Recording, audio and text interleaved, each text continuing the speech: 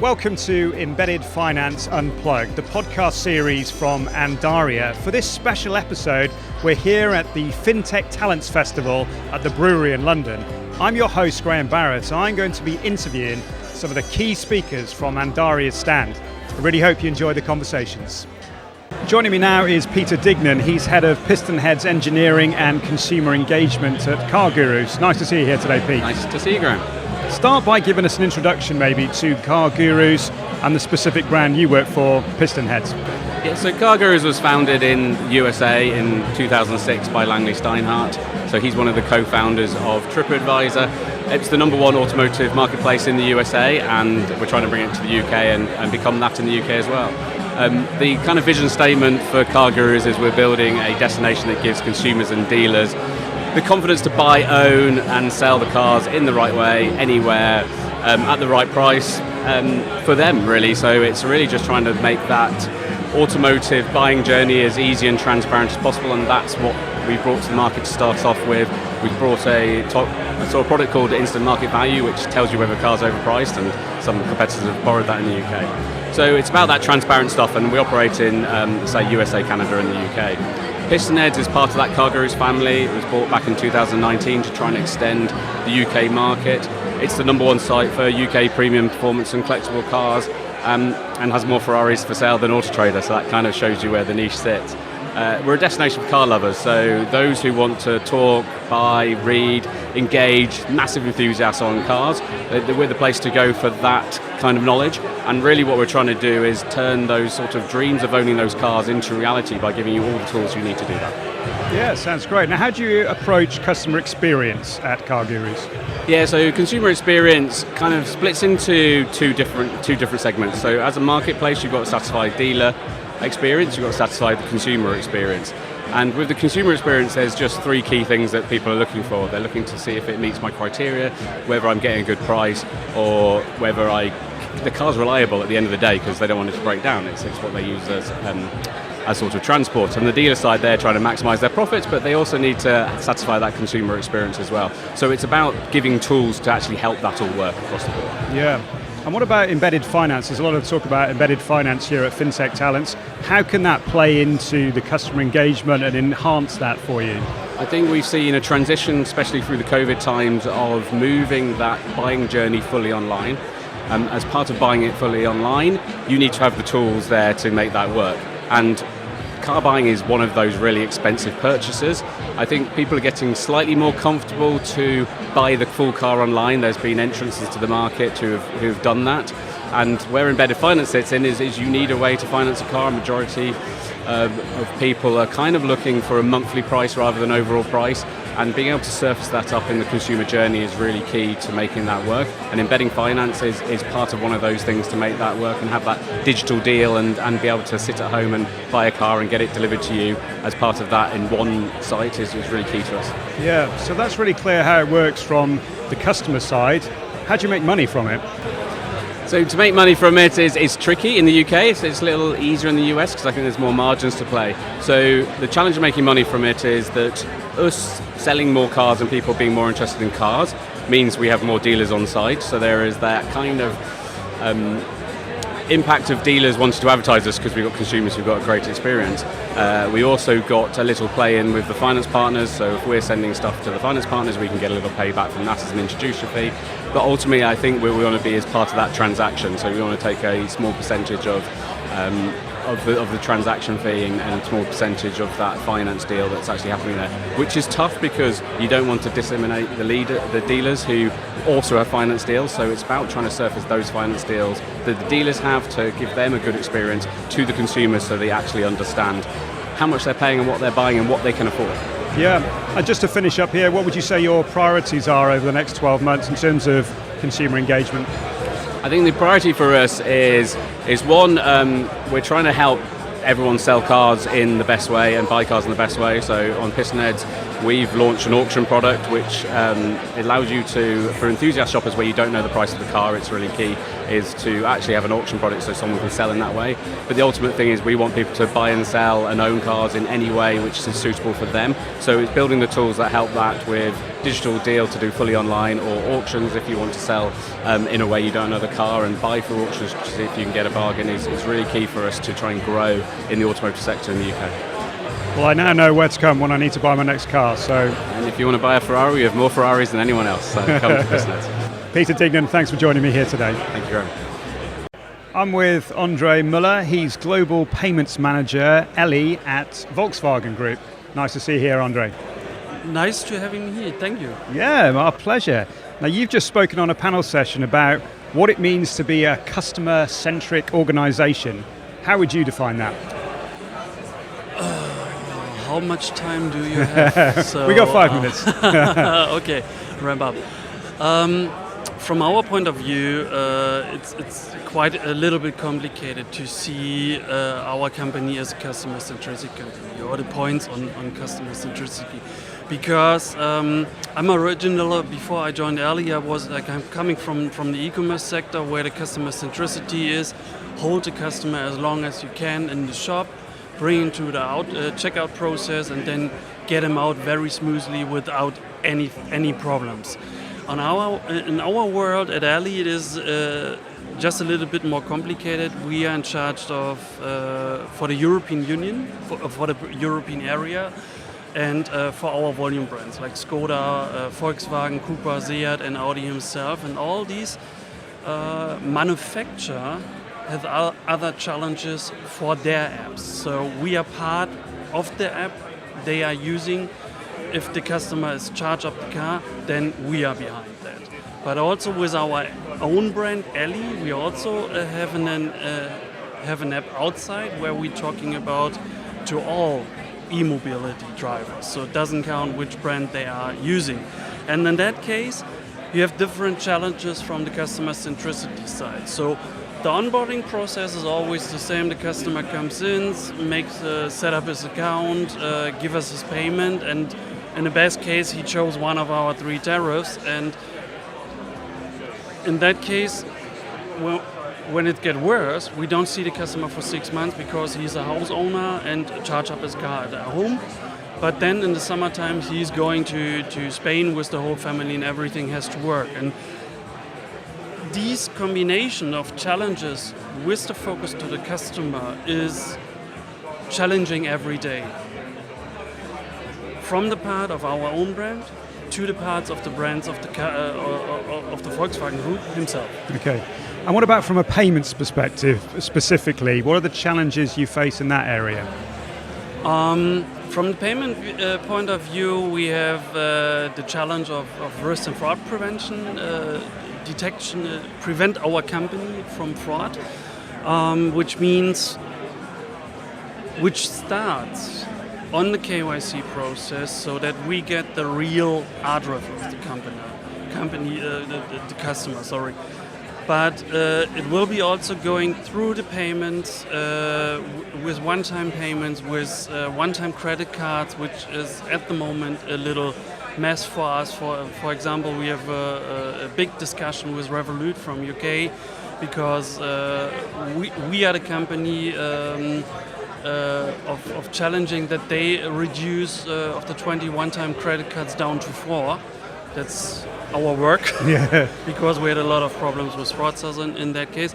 And here, one main challenge in payments in our apps is preventing risk and fraud, but also hold the customer in the subscription service that he will charge with us. And also, in the end of the day, KYC process in the beginning, but also have the right setup for each country in Europe, because you have main payments like PayPal or credit card, but beside to this, you have much more payments on local side areas. So, for example, Austria, EPS, is it the right payment for our subscription service? Open banking, for example, which I highly involved now, or doing analysis, is it a potential payment for us? And we realize no, because it's not subscription-based service and something like that. So in the end of the day, keep the interaction down with the customer, but make the payment work.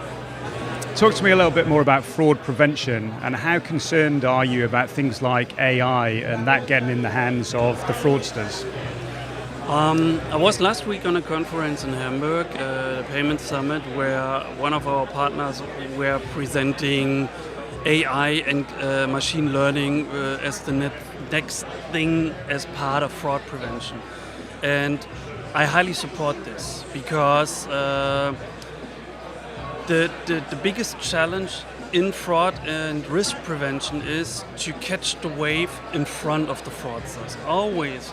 And there it doesn't count if you are talking about e-commerce, charging or whatever. Always we are in a risk and fraud prevention behind the fraudsters. We are running them, they are running in front of us, and we are reacting to what they are doing and hoping we catch the wave to be in front of them. And that's in that case, I think AI and also machine learning will help us a lot of detecting and protecting our systems. Yeah. Totally. It's a bit of a race, isn't it, between who's going to come out on top. So the good thing there was, or the bad thing now is, in e-commerce, I had the feeling the company I worked before was a big DIY store in Europe. There I had the feeling, we win the race. We are in front of the fraudsters, of protecting the systems, protecting the shops and something like that. But then I'm moving to the charging service and say, oh, okay, new challenge. Yeah. Look, it's going to be a huge challenge, but we wish you all the best for all the work you're doing at Elli. André Moeller, thanks for joining us today. Thanks for having me. Okay, I'm here with Dignan, who's the Payments Industry Interface Manager at Transport for London. Jit, lovely to see you here today. Hey Graham, thanks for inviting me. Yeah, not at all. Now, you've just spoken on a session, haven't you, around open finance. What were some of the key points made? I think the key points there was very much along the lines of, open banking is kind of the buzzword today. And everybody's thinking, that's going to be the silver bullet that will help everybody. And I'm turning around and saying, for TfL, not necessarily. You have to understand what the challenges are. And the challenges are genuinely costs, processes, new things that are happening. It has an implication on TfL. And we have no money to make that change. So how are we going to do this? Right? How are you going to do this? Yeah. Well, what we're hoping for is that we're hoping that the industry understands the challenges, understands that transit is not retail. So I tried to start off this hashtag, transit is not retail, right? And understand the nuances. Once they understand the nuances, they can then turn around and say, okay, fine. So we can come up with a model for TfL, right? And once we come up with a model, then we need to talk about, okay, so this is how it technically works, this is how the process will work. Then we need to talk about ballpark figures. How much is this going to be in the realms of? Because once you understand that, then now you can start working with us to see how we can bring, an idea into reality. Yeah. So it's coming up with a kind of bespoke solution, really, rather than just thinking of a one-size-fits-all. It needs to work for you guys, clearly. So I guess the obvious question is, why would you guys consider open banking then? Well, open banking is something new that's coming in the industry. And it would be very foolish of TfL not to look into it and see whether or not there's any mileage in this. At the end of the day, what we want is options, right? Options to our customer, and more importantly, options to ourselves, so that we can turn around and say, oh, this is a better commercial model, or this is a better service model for my customers. So that's why my role was created, was to actually sit down there, attend moments like this, right? Because otherwise, have you ever seen TfL leave their headquarters? No, because they're just focused on transit, right? So now they're understanding payments plays a big part of this. And if we get that right, then our costs can be kept at a lower level. And by keeping our costs lower means that we can meet the fact that just because cost rises, we can't pass them on, right? We are driven by policy, not profit. It's obviously a very customer-centric approach that you have at TfL, which is reassuring to hear. How do you approach customer experience at TfL? What are your kind of fundamentals there? So for us, we have a few pillars that we have to, value pillars that we have to go through. Transparency. How did we come to that decision? That needs to be able to withstand any scrutiny. The other thing that we need to make sure is that the customer is treated fairly, right? And the customer journey does not differ. Just because you are the CEO, just because you're Madonna using TfL, TfL services, doesn't mean that I give you any extra, value or any extra service, right? It's the same experience, and it needs to be simple. The reason why TfL is so successful is that it's a simple model, but with simplicity comes opportunities for fraud to happen, and this is where we need to get on top of it. Yeah, let's just finish up on that point then around fraud. I mean, how concerned are you, and what do you need to put in place to combat these fraudsters? So, for us, fraud, luckily for us, in transit, it's very, very low, right? Fraudsters don't steal a card, don't clone a card, and then go traveling on TfL tracks. No point, right? So in that respect, it's low. But what we need to be really careful about is trending, right? So the TikTok craze, whereby somebody posts something and says, "Oh, if you do it this way, you can get free travel," right? Those are the things we need to come down hard on. And they're not seasoned fraudsters; they're just kids. Yeah. Look, it's fascinating to hear. I've heard this from all different sides today, so it's fascinating to hear it from a TfL perspective. Jit, thanks so much for joining me on the podcast today. Not at all. Thank you so much for inviting me, Graham. Take care. Okay, I'm here with Carl McCartney. He's the Customer Experience Director at Les Mills. Carl, nice to see you here today. Thanks for having me, Graham. Yeah, no problem. Start by giving us an introduction to Les Mills, maybe, and how the business is set up. Yeah, sure. So Les Mills is a fitness company we founded in 1968. Les Mills is actually an Olympic and Commonwealth athlete based out of Auckland in New Zealand, former mayor of New Zealand, and started a chain of gyms.